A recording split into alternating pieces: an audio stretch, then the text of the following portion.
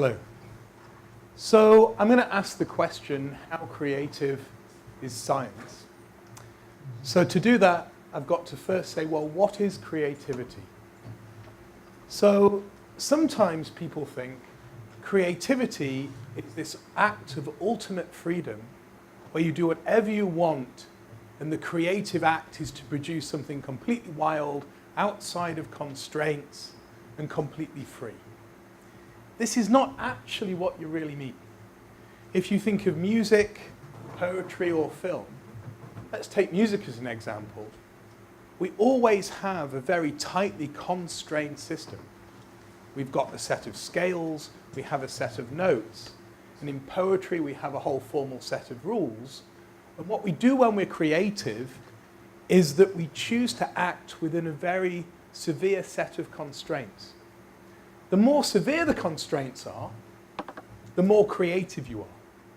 Because what you've got to do is find a way to express yourself within all the constraints of that system. So that when people write a fugue, or whether one constructs a beautiful picture, you're doing so within a given set of language. With that in mind, I want to say, does physics fit into that notion of what is creative? So here's my definition of science, which is probably not shared with many people. Science is a tasteful statement about nature. So about nature, no one will disagree. About nature means you can do an experiment and you're talking about something in the world and you can test it, and through testing it, you can see whether it's true or not. So that bit we don't disagree on. But what is this thing tasteful? Where is the taste in science? Well, I can come up with lots of rules about nature, things falling down, the usual stuff that people normally measure, but they're not scientific theories if they're not tasteful. And what do I mean by that? Well, what we need to do as scientists is explain as much as possible with as little. What made Newton so brilliant was that he found a way to explain not just something falling down, not just the tides, not just the motion of the planets or the motion of the moon around the Earth, or indeed Mars around the sun, but they're all given by one law, a universal law of gravitation. That was tasteful. If you just wrote down the law for each one of those things, that would still be about nature, and it would still be testable, but it would not give us more. The creative act, the unifying act, is what can we say that gives us more than we perceive and can test. And very often the best things in physics work that way. By starting out with one law and finding that it works in that circumstance, the creative act is to extend it to other circumstances and learn more about nature. I've got one picture here, which is an artist's impression of something which is, I think, the greatest discovery in my lifetime. This is a picture of two black holes colliding. It was measured by LIGO relatively recently, and I almost cried. Why? This picture is of two black holes, each 30 times the mass of the sun, and they rotated around each other at roughly the speed of light. It's hard to imagine anything moving at the speed of light, never mind something 30 times the mass of the sun. And then they collided, and when they collided, they gave out gravitational waves with more energy than all of the stars in the known universe give out.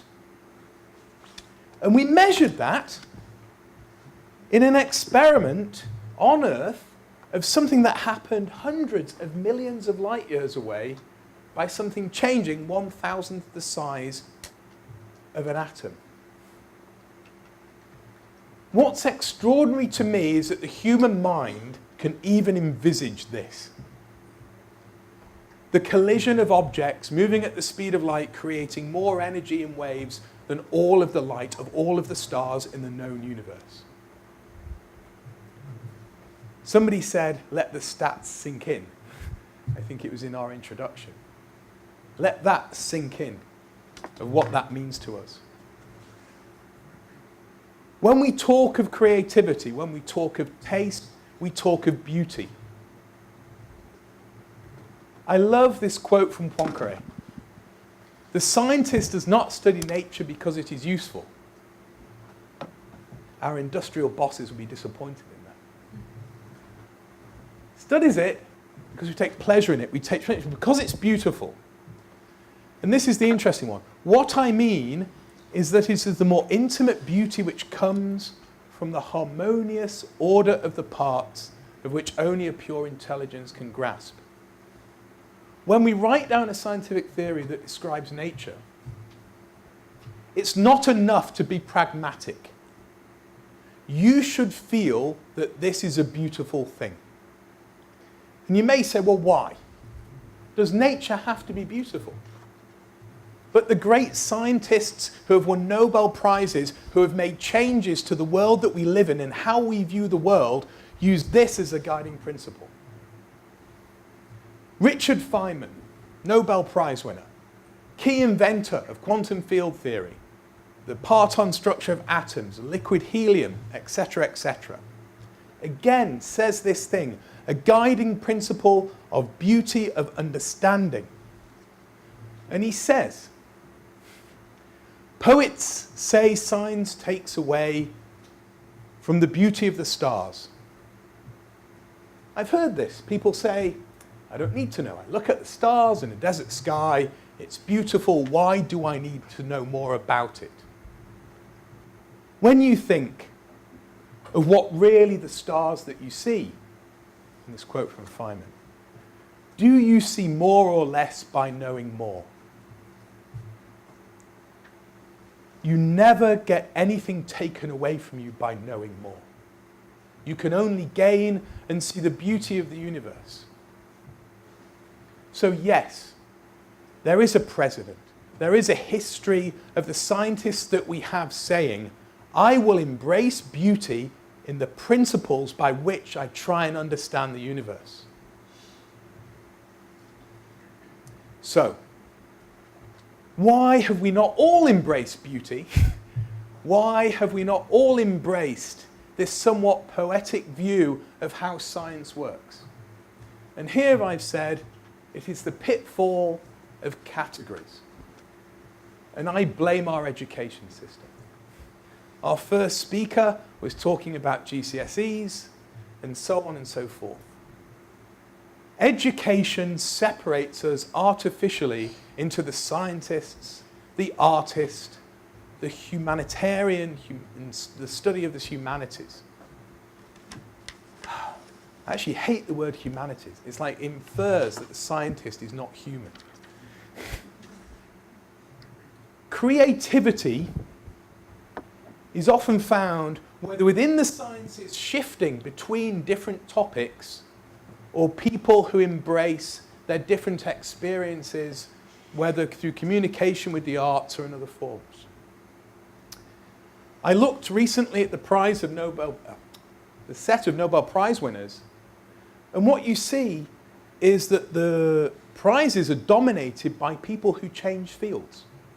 Albeit within the sciences, they took the ideas from one field, and because they entered another field, they had a different perspective, their creativity was there, and that came from saying, I will not be fixed, I will not be categorized, I will be free to move about. We must be flexible and merge ideas, and that is the very soul of creativity. It's the soul of good science. So I come back to my main thing. I am not a scientist. I am not an artist. I am a human being. And so are all of you. As you enter a time doing A-levels, and as you enter a time when you are told to label yourself, you should label yourself not by what you have studied in a limited amount, but by being human. And human beings are capable of everything, and you must embrace that. When we do research, so I spend roughly half my time doing research in string theory. Creativity is the playful game-playing part of ourselves. In a modern world with financial pressures and all of the things that we go through, it's very hard to remember that. But we should not forget it. Einstein made perhaps one of his greatest discoveries, riding a ray of light, and saw the potential of special relativity through imagination, through gameplay. Relativity changed the world. When we think of the long-term effects that Einstein could possibly imagine, the GPS in your phone all comes from relativity. The atomic clocks in orbit would not be correct in terms of their timing, and your clocks would not be right without relativity. He couldn't possibly know that. He wasn't wanting to design the GPS for your phone. He was thinking, what if I was riding a ray of light? Embrace gameplay. The playful, creative part of your life will lead to your discoveries. Graphene is one of the predicted industries that will change all manner of industries. Graphene is a one atom thick layer of carbon atoms put together in a beautiful hexagonal structure that leads to huge strength and remarkable conductivity properties. It was found by a man one Friday afternoon with some sellotape and some pencils. Being able to play and feel that you can do that is part of being creative. So, what does the future hold? All of us must, as we've heard, given that we live in a world with a growth in computing, artificial intelligence, and all of the things which question what we are as human beings and how we contribute to society, the tasks that can be defined in a box, and what I mean by that is playing chess, playing Go, the box will get bigger in terms of artificial intelligence to doing various jobs. But if we don't specialize, if we don't allow traditional roles to limit us, we can make those contributions. We can be the creative people, and that is where we are as human beings. Don't be put in that box. We must embrace all aspects of our creativity and diversity to push society forwards. And in doing that, we use the ways in which scientists have actually led the creative industries. If you think of the ideas of relativity, of time travel, of wormholes, of quantum superposition, all the ideas that quantum mechanics brought us and its weirdness, and how that influenced the arts, how that influenced music even, how that influenced film, this is a huge richness of ideas. And now, not just within physics, but within biology, as we learn more about ourselves and how we're made up, we have the great potential to shift between different ways we see ourselves as human and how we sit into society. So I will end with this. Yes, science is creative, but so is everyone. Don't limit yourself by saying what you are. Instead, say, can I take an idea from here or anywhere, use it, mix it, you are free. Thank you very much.